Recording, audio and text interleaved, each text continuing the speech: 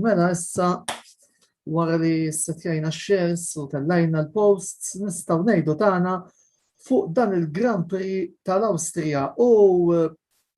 kif qed taraw fil-headline li għamilt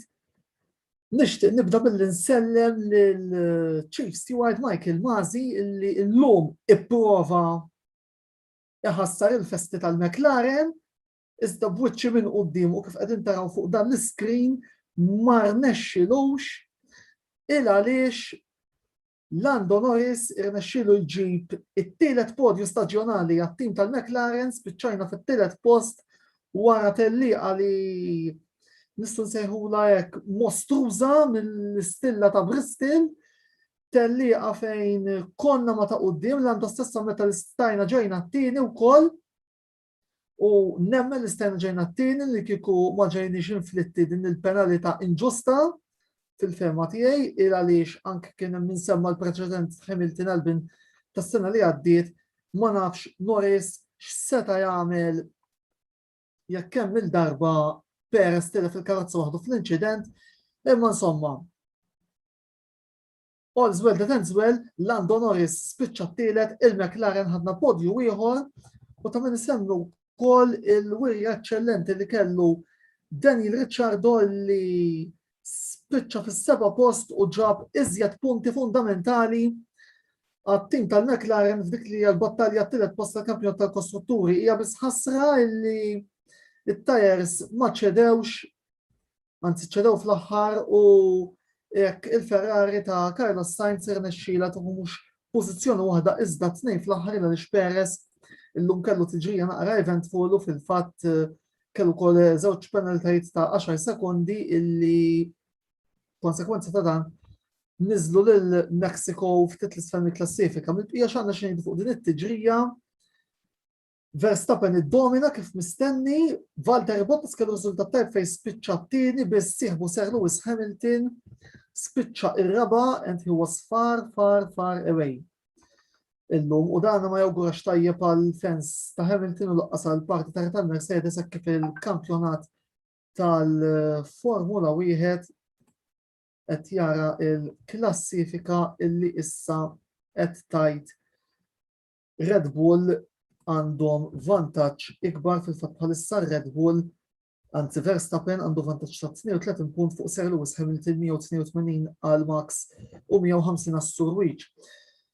It-tieni post li kiseb Valtteri Bottas naħseb li kien podju mill-aktar mistħoq u anki podju li forsi taħt it-tannifs kif wara li matul dan il-weekend Hamilton ġie konfermat għal sentejn oħra mal-Mercedes kienet mistennija sa ċertu punt. Ħanejdu hekk. Issa l-pressjoni qiegħda fuq Bottas biex juri lil Mercedes illi huwa issewwieq illi għandu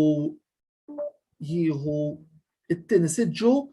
fost il-ħafna ta' ħafna nies illi ukoll ġustament qed jgħidu George Russell għandu jieħu dak il-post mal-Mercedes. Parentesi Russell kien vera sfortunat illum spiċċa l-11 iżda x-xorti ma tistax titħaqlu waħda l dan is-sewwi imma nemmen li żmien lil Williams iġibu l-punti qiegħed hemmhekk ukoll. Il-Ferrari nistgħu ngħidu hekk ġabru ġieħhom illum hekk kif Carlos Sainz spiċċa l-5 u Charles Leclerc spiċċa t-8 ġabu l-punti, ovvjament id-distak fil-klassifika ta' kostrutturi ma kienx biżżejjed għalihom li huma ġabu 14 kontra l-21 tagħna. Biss ejja ngħidu hekk illi mill-mitluf il-ħomor ħadu lista speċjalment Carlos Sainz illi fl-aħħar għamel manuvra tajba ħafna anke mejjum mit-tim. Leclerc ukoll kien sfortunat illi għal darba darbtejn kien fil-mira ta' Sergio Perez illi għal fini ta' kronika spiċċa appuntu fis-sitt pożizzjoni. L-aħħar żewġ postijiet tal-punti ħaduhom Pierre Gasly tal-Alfa Tauri li reġa' naqqar ġiex punti oħra u Fernando Alonso illi spiċċa fl-10 pożizzjoni u ħa punt ieħor għall-Alpin. Issa ħarsitna tmur fuq il-Grand Prix ta' Silverstone illi ser ikollna nar il-18 ta' Lulju fejn se jkun ukoll din in-novità tal-Practice Starts, issa mbagħad nitkellmu fuqha meta jiġi l-waqt, biss l-parti tal-McLaren għandna fejn nkunu sodisfatti għal fatti li rajna l-idolu tagħna Lando Norris jiġi podju ieħor, Ricciardo kien tajjeb illum ukoll ovvjament bil-mod imma nemmen li jiġi. Imma insomma, ingawdu s-serata tal-lejla minkejja l-fatt li sibna l-min jamlilna l-oppożizzjoni